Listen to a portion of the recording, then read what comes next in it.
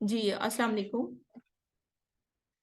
चलें जी, स्टार्ट करते हैं। आज हम जो डिस्कस करेंगे वो लेट शिपिंग रेट और प्री फुलफिलमेंट कैंसिल रेट पर हमने डिस्कशन करनी है कि अगर कोई भी अकाउंट है जिसमें शिपिंग रेट इंक्रीज हो गया कि वो लेट शिप हो रही हैं आइटम्स, या फिर प्री फुलफिलमेंट कैंसिल रेट, यानी कि अगर कोई भी प्रोडक्ट है वो हमें ऑर्डर आता है और हम कैंसिल कर देते हैं, तो उस केस में अगर हमारा ये टारगेट अंडर 2.5% होता है और इसका अंडर 4% होता है, तो इन दोनों को वैसे तो मेंटेन करना काफी आसान होता है, लेकिन लेट शिपिंग और प्री फुलफिलमेंट की वजह से भी अकाउंट डीएक्टिवेट हो जाते हैं।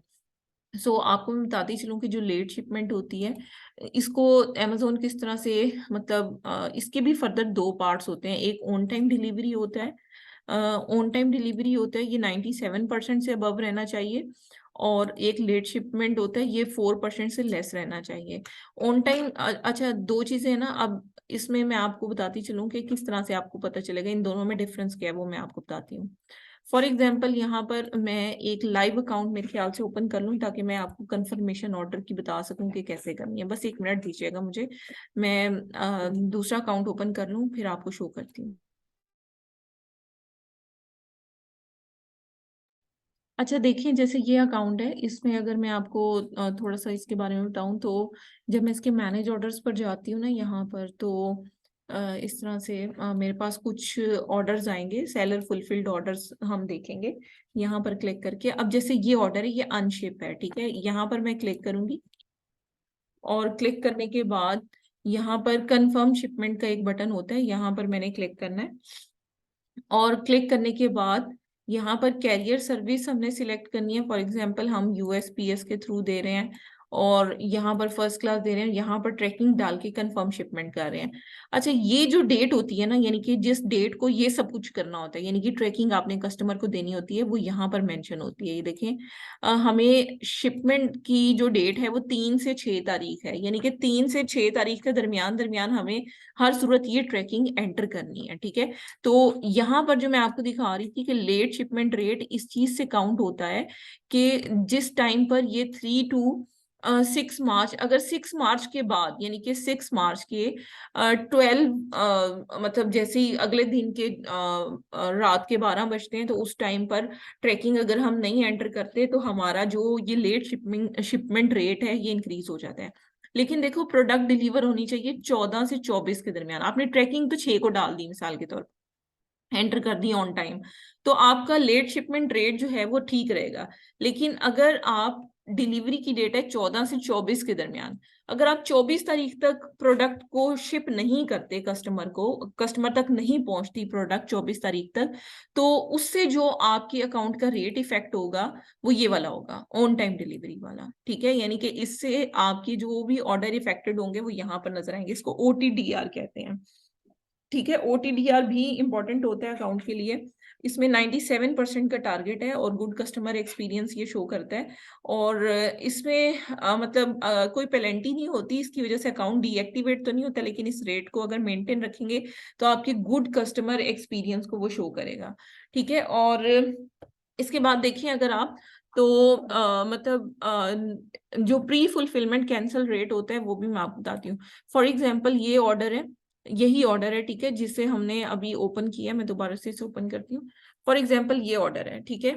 आप इसको फुलफिल नहीं करना चाह रहे, आप इस ऑर्डर को कैंसिल करते हो, तो यहाँ से कैंसिल ऑर्डर जब आप क्लिक करते हो ना, तो आपकी तरफ से ऑर्डर कैंसिल हो जाता है। तो इस कैंसिलेशन रेट का जो टारगेट है वो हमारे पास है 2.5% से अंडर। तो अगर कैंसिलेशन रेट हमारा इंक्रीज हो जाता है, तो Amazon पूछता है कि आपके पास इन्वेंट्री का मसला है, किस चीज का मसला है जिसकी वजह से आप ऑर्डर्स को बार बार कैंसिल कर रहे हो, ठीक है। तो मतलब क्लियरली लिखा हुआ है कि अगर कैंसिलेशन रेट अबव 2.5% होगा तो may result in account deactivation. तो अकाउंट डीएक्टिवेट हो जाएगा आपका, ठीक है। इसकी जो पॉलिसीज है उसको हम यहाँ पर फर्दर जो है वो रीड आउट कर लेते हैं ताकि हमें क्लियर हो जाए चीजें। ये देखें, ये कैंसिलेशन रेट है जिसमें सेलर फुलफिल्ड ऑर्डर्स होते हैं, जिसमें percentage of total order, during given 7 day. अच्छा, ये 7 डेज में आपका क्लियर भी हो जाता है। अगर कोई मसला बनता भी है ना, तो आप बाकी ऑर्डर ज्यादा लें और फिर ये कैंसिलेशन रेट आप मतलब कर सकते हैं इसको। और ये सिर्फ और सिर्फ सेलर फुलफिल्ड ऑर्डर्स पर अप्लाई होता है। और मतलब पॉलिसी ये है कि 2.5% तक मेंटेन रखना जरूरी है, और अगर नहीं करते तो क्लियरली लिखा हुआ है कि डीएक्टिवेशन हो जाएगी अकाउंट पर। अच्छा, अब मतलब why are order cancellation initiated by seller bad. अच्छा, इसमें कुछ लोग ये करते हैं कि कस्टमर को मैसेज कर देते हैं। फॉर एग्जांपल, ये कस्टमर है, इसको हम ना मैसेज कर देते हैं। मैसेज अब कैसे करेंगे, यहाँ पर इसके नाम पर क्लिक करेंगे, और क्लिक करने के बाद कस्टमर जो को ना हम अप्रोच करेंगे और मैसेज करेंगे कि मतलब आउट ऑफ स्टॉक है प्रोडक्ट, या ये मसला है या ये मसला है, जिसकी वजह से ना हम कहते हैं कि तुम ऑर्डर कैंसिल कर दो। तो वो भी एक बैड इम्पैक्ट होता है अकाउंट के लिए, क्योंकि अमेजोन ये कहता है कि आपके जो कस्टमर हैं उसको आप विद इन जो डेट आपने दी है उस पर आप ऑर्डर को फुलफिल करो। लेकिन हाँ, अगर कोई अनअवॉइडेबल कोई सर्कमस्टेंसेस आते हैं जिसमें स्टॉक आपका आउट चला जाता है, तो उसमें आप कर भी सकते हो, लेकिन फिर उसकी परसेंटेज को मैनेज करना बहुत ज्यादा जरूरी होता है।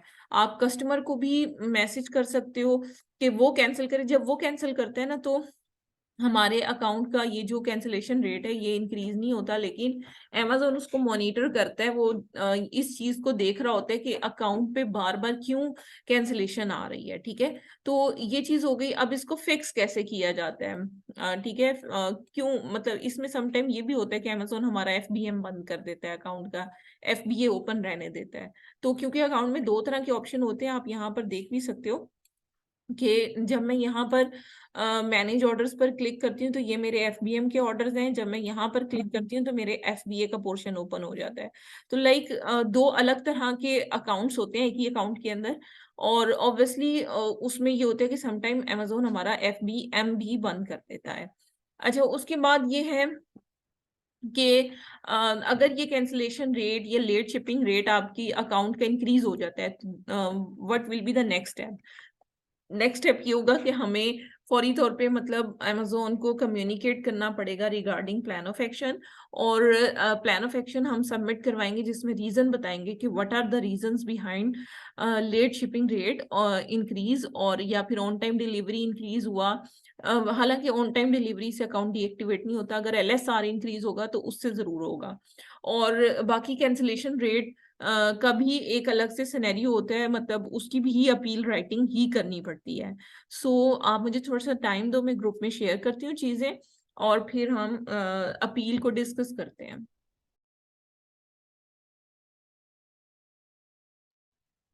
जी, मैंने आपको ना ग्रुप में दोनों तरह की अपील्स जो हैं वो शेयर की हैं।